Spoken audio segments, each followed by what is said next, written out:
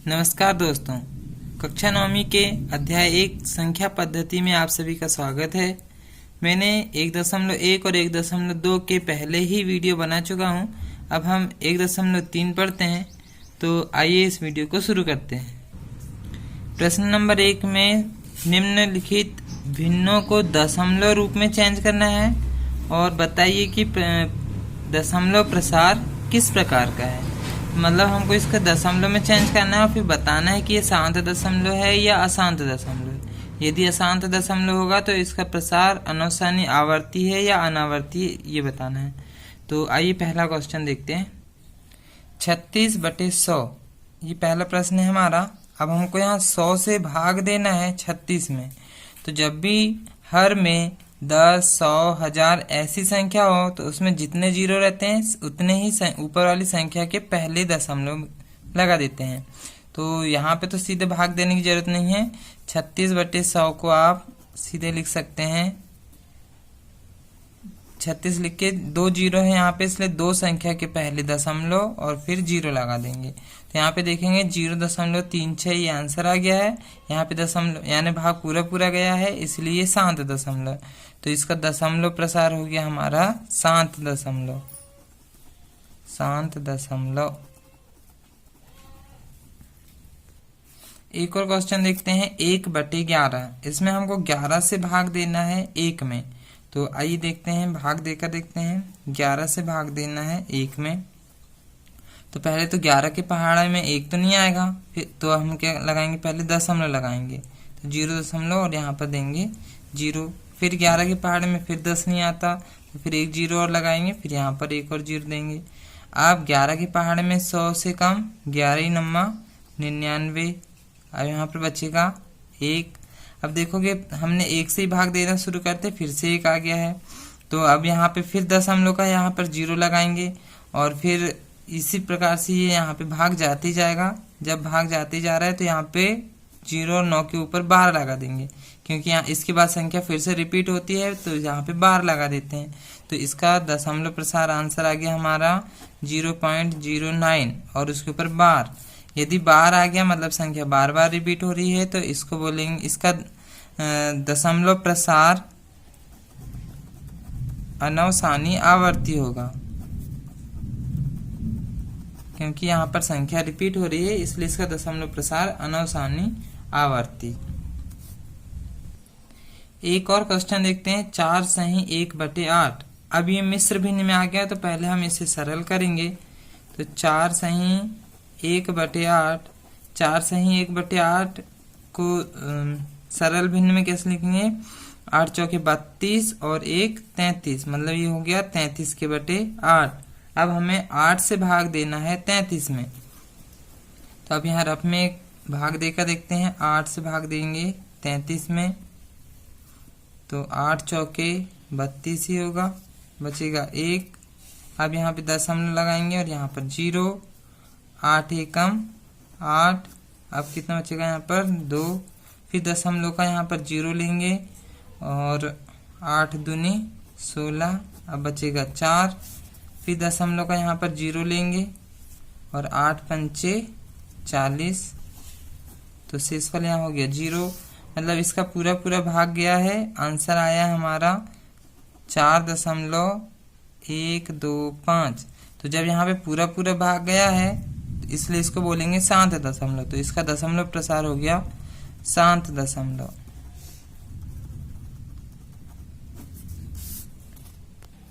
इसी प्रकार यहाँ पे और 3 क्वेश्चन हैं। मैंने 3 क्वेश्चन यहाँ पे बता दिया है। बाकी के 3 क्वेश्चन आपके लिए होमवर्क हैं। इसके शांत दशमलव है या अनवसानी आवर्ती है, ये हमको पहचानना है। अब जो प्रश्न नंबर 2 है, ये परीक्षा की दृष्टि से IMP है, इसे अच्छे से तैयार कर लीजिए। तो आइए क्वेश्चन नंबर 2 देखते हैं। इस प्रश्न में हमें 1/7 का पहले ही दशमलव रूप में निकाल कर दिया हुआ है। 1/7 का मान होता है 0.142857 और इसके ऊपर 12 लगा है, मतलब 7 के बाद 1 से संख्या फिर से रिपीट होगी। अब हमको बिना लंबा भाग दिए हमें ज्ञात करना है 2/7, 3/7, 4/7, 5/7 और 6/7। ये पूरे मान बिना भाग दिए और हमें मान निकालना है। तो हमें 1/7 का मान ज्ञात करते समय इसी से निकालना है। तो आइए इस क्वेश्चन को देखते हैं। 1/7 का मान हमें दिया हुआ है। अब हमें 2/7, 3/7 ऐसे करके मान निकालना है। तो सबसे पहले हम 2/7 का मान निकालते हैं। तो 2/7 को हम क्या लिख सकते हैं, 1/7 गुणा 2। 2/7 को हम लिख सकते हैं 1/7 गुणा 2। 2 और 1 का गुणा करेंगे, 2 एकम 2 ही हो जाएगा। तो इसमें कोई मान चेंज नहीं होगा। अब 1/7 की जगह उसका मान रख देते हैं। 1/7 का मान होता है 0.142857 और इसके ऊपर बार, फिर गुणा और फिर लगाएंगे 2। अब यहाँ पर हम इसका गुणा करेंगे। अब 2 का इसमें गुणा करके देखेंगे आप, तो आएगा आंसर 0.285714 और फिर इसके ऊपर पूरा बार लगा देंगे। तो ये 2/7 का ये मान आ गया। इसी प्रकार हमें निकालना है 3/7 का। तो इसको भी इसी प्रकार लिखेंगे 1/7 गुणा 3, फिर 1/7 का फिर से मान रखेंगे 0.142857, इसके ऊपर बार है और फिर गुणा 3 लगाएंगे। अब फिर इसका इसमें गुणा करेंगे और आंसर लिखेंगे। तो अब आप यहाँ पर गुणा करके देखेंगे तो इसका आंसर आएगा 0.428571। इसी प्रकार से अब हम 4/7 का निकाल कर देखेंगे। 4/7 को 1/7 गुणा 4 लिख सकते हैं। 1/7 का मान है 0.142857, इसके ऊपर बार और फिर गुणा 4। अब हम इसमें 4 का गुणा करके देखते हैं। तो जब 4 का गुणा करेंगे तो 0.571428 और पूरे के ऊपर बार आएगा। इसी प्रकार हमें 5/7 का लेना है। तो इसको लिखेंगे 1/7 गुणा 5, फिर 1/7 का मान 0.142857 के ऊपर बार है पूरा और फिर गुणा 5 और 5 का इसमें पूरी संख्या में गुणा करेंगे तो इसका आंसर आएगा 0.714285 और फिर पूरे के ऊपर बार लगा देंगे। इसी प्रकार 6/7 का मान निकालेंगे। 1/7 गुणा 6 कर देंगे तो 1/7 का मान होगा 0.142857 और फिर इसी में गुणा कर देंगे 6 से, इसके ऊपर बार लगाते रहना है। तो अब इसका आंसर आएगा हमारा 0.857142 और पूरे के ऊपर बार। तो इस प्रकार से हम बिना लंबे भाग दिए विधि से बिना लंबे भाग दिए 1/7 का मान रख के पूरे मान निकाल सकते हैं। तो ये क्वेश्चन परीक्षा में ज्यादातर पूछा जाता है, तो इसे अच्छे से तैयार करना है। Question number 2। अब आइए क्वेश्चन नंबर 3 देखते हैं। निम्नलिखित संख्याओं को p/q के रूप में लिखना है, यानी हमको इसको बटे के रूप, अभी दशमलव में है, हमको इसको बटे के रूप में चेंज करना है p/q के रूप में, और p और q यहाँ पर पूर्णांक है। तो हमको जैसे 0.6, 0.47 ये जो सवाल दिए हुए हैं इनको बटे के रूप में चेंज करना है। इसमें हमें एक चीज ध्यान रखना है, 0.6, 0.99 और 0.33 ये वाले क्वेश्चन ज्यादातर पेपर में पूछे जाते हैं। तो अभी हम 0.6 देखते हैं, फिर 0.47 देखेंगे। ये क्वेश्चन आपके लिए होमवर्क हो जाएगा और ये क्वेश्चन नंबर 4 भी IMP है। तो पहले क्वेश्चन नंबर 3 का पहला वाला प्रश्न देखते हैं। पहला प्रश्न दिया है यहाँ पे 0.6, इसके ऊपर बार है, मतलब बार लगा है, मतलब 6 बार बार आते जाएगा। तो अब हम यहाँ पर लिख लेते हैं माना x बराबर 0.6666, ऐसे ही इस नंबर आते जाएगा। तो यहाँ पे हम डैश डैश लगा देते हैं। 0.6 के ऊपर जो बार दिया था तो उसको 6 को हम बार बार लिख सकते हैं। तो इसी को हमने मान लिए x, या p/q मान के भी कर सकते हैं। ये जो माने हैं हमने इसी को मान लेते हैं समीकरण 1, ठीक है। अब क्या करते हैं, हम दोनों पक्षों में 10 का गुणा कर देते हैं। यहाँ पर एक नंबर रिपीट हो रहा है, इसलिए यहाँ पे दोनों पक्षों में 10 का गुणा करेंगे। जब 2 नंबर रिपीट होंगे तो 100 का गुणा करेंगे, 3 नंबर रिपीट होंगे तो 1000 का गुणा करेंगे। इसी टाइप से यहाँ पे बढ़ाते जाते हैं। तो यहाँ पे 6 बस रिपीट हो रहा है, इसीलिए हम दोनों पक्षों में 10 का गुणा करेंगे। तो जब दोनों पक्षों में 10 का गुणा करेंगे तो x में भी 10 का गुणा करेंगे, तो 10 गुणा x बराबर, फिर यहाँ पर भी 10 गुणा 0.666, तो अब यहाँ पे 10 और x का गुणा करेंगे तो ये हो जाएगा 10x बराबर, जब 10 और 0.66 का गुणा करेंगे तो यहाँ पर एक जीरो है, इसलिए दशमलव यहाँ से एक संख्या पीछे चले जाएगा। तो अब दशमलव यहाँ से यहाँ पर एक जीरो है, इसलिए दशमलव एक अंक पीछे जाएगा, तो ये हो जाएगा 6 यहाँ का सामने का जीरो हट जाएगा, ये दशमलव हो जाएगा 6.666। ये 6 को कितने भी बार लिख सकते हैं। तो ये वाला जो हो गया हमारा समीकरण 2 हो जाएगा। अब हम समीकरण 2 में से समीकरण 1 को घटाएंगे। समीकरण 2 में से समीकरण 1 को घटाने पर, समीकरण 2 में से 1 को घटाना है। समीकरण 2 है हमारे पास 10x बराबर 6.666 और समीकरण 1 है हमारे पास x बराबर 0.666। इसी प्रकार आते जाएगा।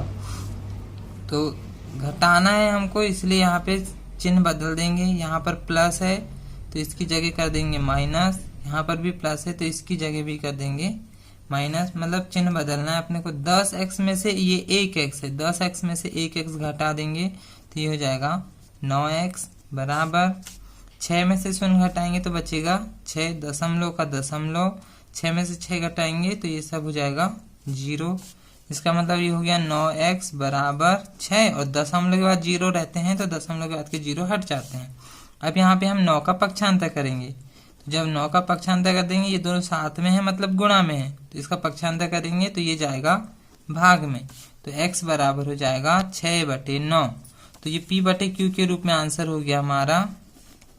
अतः p/q बराबर 6/9।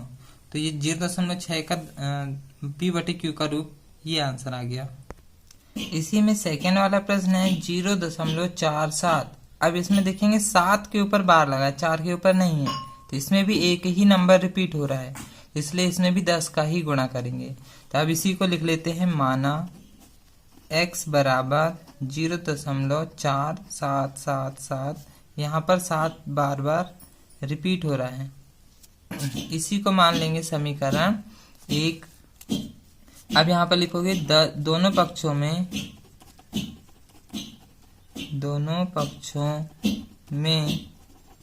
10 का गुणा करने पर, दोनों पक्षों में हमको 10 का गुणा करना है। दोनों पक्षों में कैसे करेंगे, इस तरफ में भी 10 का गुणा करेंगे, 10 गुणा x बराबर इस तरफ में भी 10 का गुणा करेंगे तो 0.4777 डैश डैश डैश। अब यहाँ पर देखेंगे 10 और x का गुणा करेंगे तो ये हो जाएगा 10x।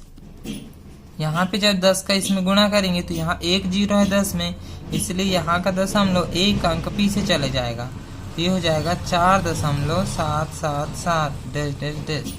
एक अंक पीछे, यहाँ 10 में जितने जीरो है यहाँ पे उतने दशमलव, उतनी संख्या पीछे जाएगा, तो ये हो जाएगा 4.77। इसी को मान लेंगे समीकरण 2। अब समीकरण 2 में से समीकरण 1 को घटाना है। समीकरण 2 से समीकरण 1 को घटाना है। समीकरण 2 है हमारे पास 10x बराबर 4.777 और समीकरण 1 है हमारे पास x बराबर 0.477। अब घटा रहे हैं तो यहाँ पर चिन्ह बदलेंगे, 10x में से 1x घटा देंगे तो ये हो जाएगा 9x। और अब यहाँ पे 4 में से 0 घटाएंगे तो 4 ही बचेगा, दशमलव। 7 में से 4 घटाएंगे तो बचेगा 3, बाकी 7 में से 7 बाकी सब घटाएंगे तो ये बाकी सब हो जाएंगे 0 0। तो दशमलव के बाद की जो 0 रहते हैं वो हट जाते हैं, तो यहाँ हो जाएगा 4.3। अब ये 9 को यहाँ से पक्षांतर करेंगे तो 9 जाएगा भाग में, तो 4.3 के बटे 9 हो जाएगा। या तो फिर 4.3 का दशमलव हटाएंगे तो दशमलव के बाद जितनी संख्या होती है उतने ही 0 उतार लेते हैं, तो ऊपर हो जाएगा 43। दशमलव के बाद यहाँ पर एक नंबर है, इसलिए 9 के साथ एक 0 उतार लेंगे, तो 43 के बटे 90। तो यहाँ पर आंसर हो गया हमारा p/q बराबर 43 के बटे 90। इसी तरह यहाँ पर प्रश्न नंबर 3 का तीसरा वाला भी है 0.001। यहाँ पर 3 नंबर रिपीट हो रहे हैं, इसलिए इसमें 1000 से गुणा करोगे। 2 समीकरण बना के घटाना है।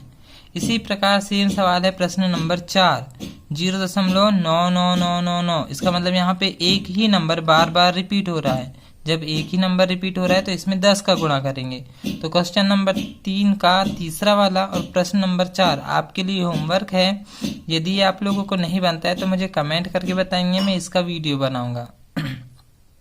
क्वेश्चन नंबर 5 जो क्वेश्चन नंबर 1 था उसी के जैसा है। 1/17 को हमें दशमलव रूप में चेंज करना है और बताना है कि यह अधिकतम कितने संख्या तक भाग जाता है। तो 1/17 ये वाला क्वेश्चन पेपर में नहीं आता है क्योंकि इसका बहुत लंबा भाग जाता है। आप इसका भाग देकर देख सकते हैं। इसमें क्वेश्चन नंबर 6 भी काम का नहीं है। अब सीधे आप क्वेश्चन नंबर 7 और क्वेश्चन नंबर 8 देखते हैं। क्वेश्चन नंबर 7 देखते हैं। क्वेश्चन नंबर 7 में पूछा है ऐसी 3 संख्याएं लीजिए जिनके दशमलव प्रसार अनवसानी अनावर्ती हो। अनवसानी का मतलब अशांत दशमलव और अनावर्ती का मतलब नॉन रिपीटेड नंबर। तो ये अपरिमेय संख्या वाले उदाहरण है। मैंने फर्स्ट वीडियो में समझाया है अनवसानी अनावर्ती को, तो वहां पे जाकर आप उसको समझ सकते हैं। ये वाला प्रश्न ज्यादातर परीक्षा में पूछा जाता है, तो इसको देखते हैं। हमें 3 अनवसानी अनावर्ती संख्या के उदाहरण पूछा है, तो हम सबसे पहले देखते हैं किसको। पहले तो सबसे पहले 0 दशमलव लगा लें और कोई भी नंबर ले लें। मान के चलो हमने ले लिए 10। अब इसमें कोई भी एक नंबर को बढ़ाते चलें। मान लो हम 0 को बढ़ाते जा रहे हैं, तो फिर 1 लगा के फिर 2 0 लगा दो, फिर 1 लगा के फिर 3 0 लगा दो, फिर 1 लगा के 4 0 लगा दो। इसी टाइप से ये नंबर बढ़ते जाते हैं। यहाँ पे एक नंबर बढ़ते जाता है, रिपीट नहीं हो रहा है, यहाँ बढ़ते जा रहा है, इसलिए इसको अनवसानी अनावर्ती बोलते हैं। इसी प्रकार से अब जैसे हम 0 दशमलव मान लो हमने ले लिए 23, फिर मान लो हम 3 को बढ़ाते जा रहे हैं, 3 बार आ जाएगा, फिर 4 बार। इसी टाइप से इसको हम बढ़ाते जाएंगे, तो इसी को बोलते हैं अनवसानी अनावर्ती। जैसे 0.50, 500, 5000। इसी टाइप से यहाँ पर 0 बढ़ते जा रहे हैं, तो ऐसे नंबर को बोलते हैं अनवसानी अनावर्ती। अब प्रश्न नंबर 8 दिया हुआ है परिमेय संख्या 5/7 और 9/11 के बीच 3 अलग अलग अपरिमेय संख्या निकालना है। इसके पहले वाली प्रश्नावली में हमने परिमेय संख्या निकालना सीखे थे, अब इसमें अपरिमेय निकालना सीखेंगे। ये क्वेश्चन भी आता है पेपर में, तो इसे भी अच्छे से तैयार करना है। तो आइए देखते हैं प्रश्न नंबर 8, 5/7 और 9/11। तो पहले हमें इनके भाग देना है और फिर इनका दशमलव रूप में आंसर निकालना है। तो आप लोग इसका भाग दे सकते हैं। मैंने यहाँ पे भाग दे दिया है, आप लोग भी भाग दे सकते हैं। 7 से भाग देना था हमें 5 में, तो मैंने 7 से भाग दिया है 5 से। तो ये ऐसे भाग देते जाएंगे, तो लास्ट में देखेंगे फिर से 5 में ही रुकेगा ये। जैसे ही 5 में रुका आपको वहीं रुक जाना है और यहाँ पे बार लगा देना है, क्योंकि 5 के बाद यहाँ पर संख्या रिपीट होगी। इसी प्रकार से 11 में भाग देना है 9 में, तो 11 से जब आप भाग दोगे तो देखोगे फिर से यहाँ पे 2 बार भाग देने के बाद फिर से 9 आ जाएगा, मतलब यहाँ पे संख्या रिपीट होगी। इसके ऊपर बार लगा देना है। इसका मतलब 5/7 का मान आया हमारा 0.7142885। इसके ऊपर बार। और 9/11 का मान आया है 0.81। इसके ऊपर बार। इसके बीच हमको 3 अपरिमेय संख्या निकालना है। तो अपरिमेय संख्या क्या होंगी? जो नॉन रिपीटेड नंबर, अनवसानी अनावर्ती वाले नंबर जो अभी हमने पिछले सवाल में देखे हैं, उन्हीं के उदाहरण बताना है। तो अब हमें इसमें एक चीज याद रखना है, यहाँ दशमलव के बाद 2 नंबर लेंगे 71, और यहाँ पे दशमलव के बाद 2 नंबर लेंगे 81। 71 और 81 के बीच कोई भी नंबर लेना है और उन्हीं को बढ़ाते जाना है, तो यही नंबर हो जाएंगे अनवसानी अनावर्ती के। तो जैसे हम पहला नंबर 71 के बाद कोई भी नंबर ले लेते हैं, 0.71 के बाद कौन सा ले लें? 72, फिर 1 0, फिर 72, फिर 00, फिर 72, 000। एक ही उदाहरण हो गया। फिर अभी हमने 72 लिए, इसके बाद क्या ले लें? मान लो 75 ले लिए हमने, 75 0, 75 00, 75 000। डैश डैश लगाना है लास्ट में, ये ध्यान रखना है। एक और उदाहरण देखते हैं। अभी ये 81 तक है तो 81 तो नहीं ले सकते, तो 80 ले लेते हैं, 0.80, फिर 00, फिर 000, इसी टाइप से ये बढ़ते जाएगा। तो ऐसे नंबर को जिसमें 0 बढ़ाते जा रहे हो या कोई भी अंक को भी बढ़ा सकते हैं, तो ऐसे नंबर्स को अपरिमेय संख्या बोलते हैं या अनावसानी अनावर्ती बोलते हैं। तो ये क्वेश्चन भी यहाँ पे कंप्लीट। क्वेश्चन नंबर 9 देखते हैं। ये क्वेश्चन भी आया हुआ है, पूरा का पूरा प्रश्न जाता है 5 नंबर का। यहाँ पे पूछा है हमें कौन कौन सी संख्या परिमेय संख्या है और कौन सी अपरिमेय संख्या है। तो अब हमने यहाँ परिमेय और अपरिमेय को मैंने फर्स्ट वीडियो में अच्छे से डिफाइन किया है, तो आप उसे देख सकते हैं। तो अब परिमेय और अपरिमेय संख्या कैसे पहचानेंगे, आइए देखते हैं। तो यहाँ पे जो वर्गमूल वाली जो नंबर होते हैं वह अपरिमेय होते हैं यदि उसका कोई वर्गमूल ना हो। जैसे 25 होता है यदि, तो 25 होता है 5 का वर्गमूल होता है, लेकिन यहाँ पर 23 किसी का वर्गमूल नहीं है, इसलिए ये वाला जो नंबर हो जाएगा अपरिमेय हो जाएगा। लेकिन 225 होता है 15 का वर्ग होता है 225, मतलब 225 का वर्गमूल है हमारे पास, इसीलिए ये वाला नंबर हो जाएगा परिमेय। अब ये तो वर्गमूल वाले सवाल हो गए। अब यदि दशमलव वाले आए तब उसमें देखेंगे यदि पूरा पूरा भाग जा रहा है, डैश डैश नहीं लगा है, मतलब यह तो परिमेय है, इसमें ज्यादा ध्यान देने की जरूरत नहीं। सीधे यदि भाग पूरा पूरा गया है मतलब ये हो गया परिमेय। परंतु यहाँ पे यदि नंबर रिपीट होंगे तब वो भी परिमेय होगा, लेकिन यदि यहाँ पे नंबर रिपीट नहीं हो रहे हैं और बढ़ते जा रहे हैं तो वो होगा अपरिमेय। यहाँ पर देखते हैं क्या नंबर रिपीट हो रहे हैं। 4 7 8 के बाद फिर से 4 7 8 आ रहा है, मतलब यहाँ पे 4 7 8 के बाद फिर से 4 7 8 आ गया, मतलब यहाँ नंबर रिपीट हो गए, इसलिए यह नंबर हो जाएगा परिमेय। यदि कोई नंबर रिपीटेड नंबर है तो वह नंबर भी परिमेय होता है। लेकिन यदि कोई नंबर रिपीट नहीं हो रहा है और बढ़ते जा रहे हैं, डबल ट्रिपल हो रहे हैं, तो वह नंबर अपरिमेय होता है। तो यहाँ पे देखेंगे 0 यहाँ पर बढ़ते जा रहे हैं, इसलिए हो जाएगा अपरिमेय। ये प्रश्न पूरा का पूरा पेपर में आ जाता है, तो ये भी। अब यहाँ पे हमारा 1.3 समाप्त हुआ। इसमें कुछ प्रश्नावली से पहले एग्जाम्पल दिए हुए हैं, आप उन्हें होमवर्क के रूप में हल करके देखिए, और जो क्वेश्चन नहीं बनते हैं तो प्लीज मुझे कमेंट करके बताएं, तो मैं उसका वीडियो बनाऊंगा। तो वीडियो को पूरा देखने के लिए धन्यवाद।